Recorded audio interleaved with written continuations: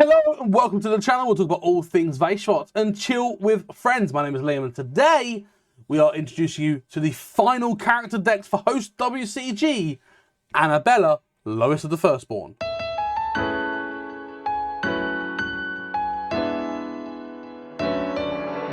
Now, if you are new to the channel, please consider hitting that subscribe button, and if you enjoy what we do here, please let me know by hitting that like button.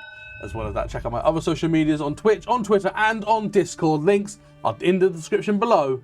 But let's jump straight in. So today, to celebrate the release week of HOST WCG, I'm going to be showing you the third and final starting character deck of Annabella, lowest of the firstborn. Now, if you are an aggro player, Annabella is absolutely the deck for you, where you hide behind a character with the effect called Bodyguard, in order to protect your other entities, that when you create them, your big and very scary entities, you can end the game as quick as physically possible. But that's enough talking for now. Let's show you the deck. And here we have it, Annabella, lowest of the firstborn character deck. Again, a character deck. Annabella contains a pre-built 51 card deck sculpted around Annabella, lowest of the firstborn, and has everything you need to begin your journey into HOST. Control the board with powerful sorceries while chipping away at your opponent behind your vampiric Bodyguard, and we'll talk about Bodyguard in just a moment. But let's crack this open, and I'm very excited to show you what's inside.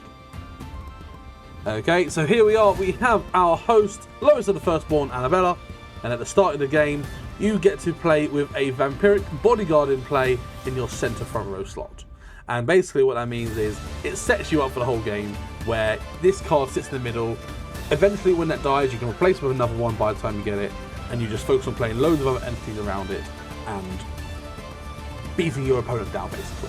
It is a solid aggro deck, but let's crack this open and show you the cards inside. So, starting off for Annabella, we have her sorcery, Black Castle, vampire sorcery. Look at the top 3 cards of your deck, put one of them among them into your hand, and put the rest into the bottom of your deck in any order. Again, making you search and dig through your deck as quick as possible to get the card that you need. Very good card, very good 4-of.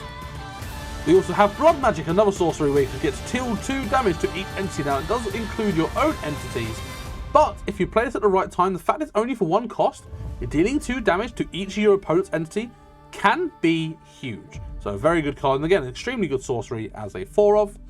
We have Brav the Looter, a vampire thief entity, and it cannot be blocked by entities with cost 2 or less. So yes, this is only a 1/1 for 1 cost, but it does mean that you can just every time I'm going to poke you, host, I'm going to poke you, host, I'm going to keep poking you, host. And the fact that your opponent can't block it with a cost 2 or less early game, if you can get this out, you can deal some damage really quick, really early. So Brav the Looter is an extremely good card, running as a 4-of. We've also got the Vampire Ambush, Creeping Corrosion, and when when an entity your opponent controls attacks, you may deal 3 damage to an attacking entity. For a 1-cost ambush, again, it keeps your Bodyguard alive, and if your Bodyguard does go, you can then also keep your other entities alive as well and constantly keep doing damage. So very good card, and again, a very good control card as a 3-of. Would probably want to run as a 4-of. We have Cursed Blood, another sorcery, another vampire sorcery, and you may sacrifice a vampire entity you control to deal 3 damage to your target entity. So again, this is a 0 cost. You sacrifice an entity in doing so, but what that does mean is if you have an entity that is on the verge of dying anyway, you can basically just go, okay, I'm going to sacrifice it now and just deal 3 damage before I start attacking, clearing a spot on your stage or on your field, and then you can actually go, you know what, here's a clean spot, here's a brand new entity, I'm going to smack your face again. Very strong card, and we run it as a 4-of. We also have Fortune Teller of Black entity. It's a vampire, and when this entity would attack an entity, you may instead remove all damage from target entity you control. So rather than dealing damage to your opponent's entity, what you can do instead is go, actually, I'm going to heal my Bodyguard. So my Bodyguard nearly dead, I'm just going to save it. And you'll see the Bodyguard, if I remember rightly, has got 6 health, so it does stay around for a while. And if you can just heal all damage from it like this, it's pretty useful, and it means you haven't got to try and dig for another Bodyguard to protect yourself. We do run that as a 3-of. Moving on, we've got Katharina Pureblood, another vampire entity, and you may use an action point to destroy an entity you control to destroy a target entity. Basically, you destroy one of yours to destroy one of theirs. rather good card, again, for good board control, as well as clearing your field when you've got things that are weak and you want to play over it. Very in touch with, you know, the flavour of vampires, you know, sacking blood and all that stuff. That was really bad. That was 2 off. We have Knowledge Through Power, a sorcery. It's a 1-cost sorcery. You put the top card of the deck into your damage zone, which means you just take a damage from top of your deck, and you just gain free resource. So again, a really good way of accelerating resource for the deck, whilst giving damage to yourself. Again, very in tune with the whole vampire thing. And we run that as a 2 of. We have Lilith, the Seducer. Another entity. When this entity is created from your hand, you may target an entity your opponent controls, and it cannot attack or block until this entity leaves the field. Basically, it is a blocker. It basically just goes, no, you're not doing anything, thank you very much, I'm going to attack around you. So that is run as a 4 of. As a 2-cost vampire, very, very good.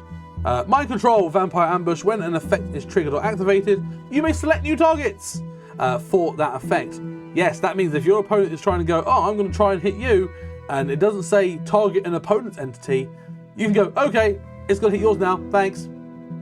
Great. That's a very good card. Good 2 of. I'd recommend trying to get more.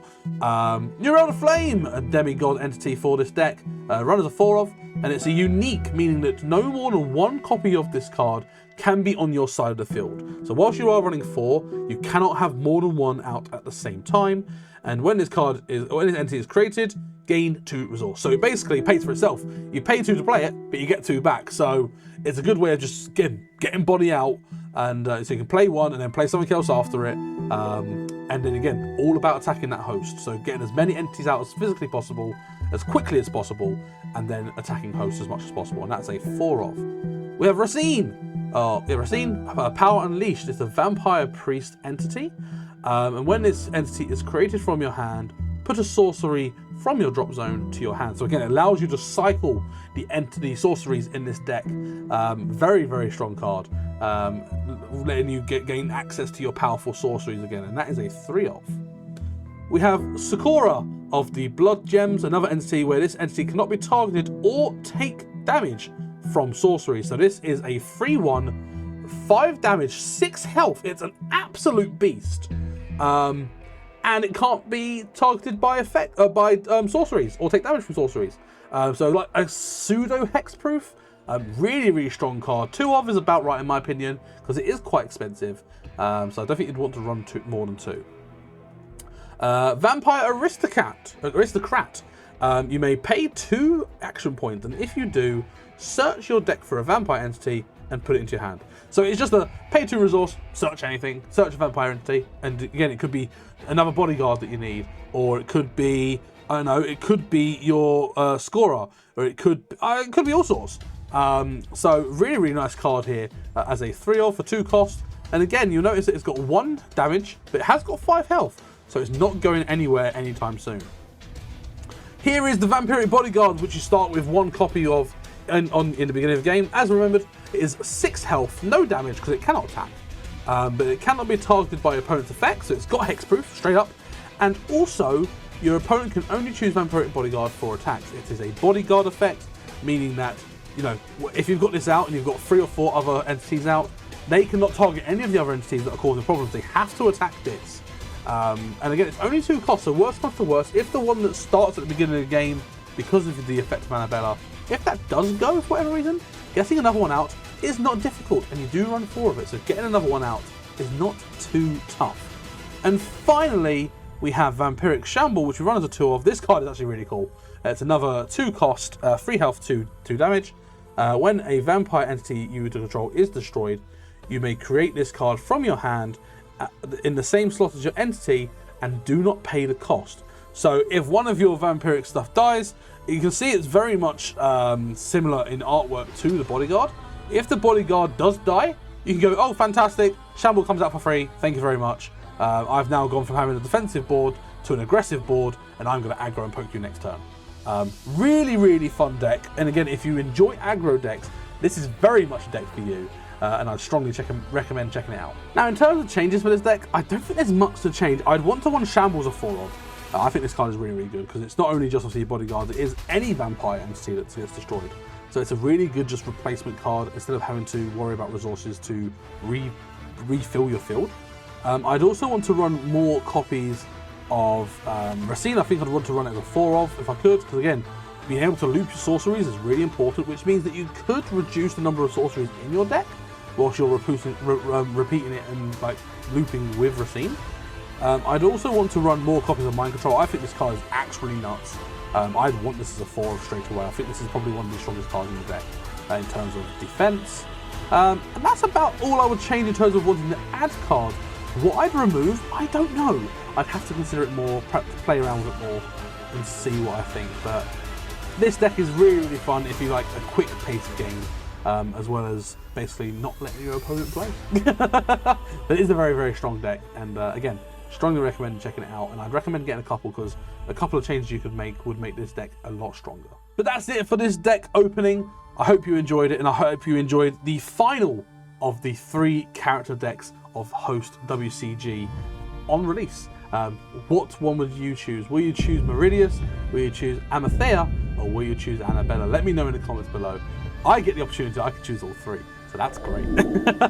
But thank you so much for watching again. If you haven't already, make sure you check out the HOST website as well as their Discord server. Links are in the description below, and hit that subscribe button to be informed when I next upload any Weiss Schwarz or HOST content. I very look forward to doing more of this, as well as showing some gameplay style, some gameplay videos, as well as at some point on Weiss and Chat, we will be having an interview with the creator Jamie Delo, where he will talk about HOST and its creation and the whole thing about it, so I hope you're excited for that. Remember, HOST WCG comes out on the 1st of September 2023, so if you haven't already, check the website, make yourself an account, and be ready to buy as soon as it's released. But that is it for today's video. Thank you so much for watching. I'm really excited for HOST.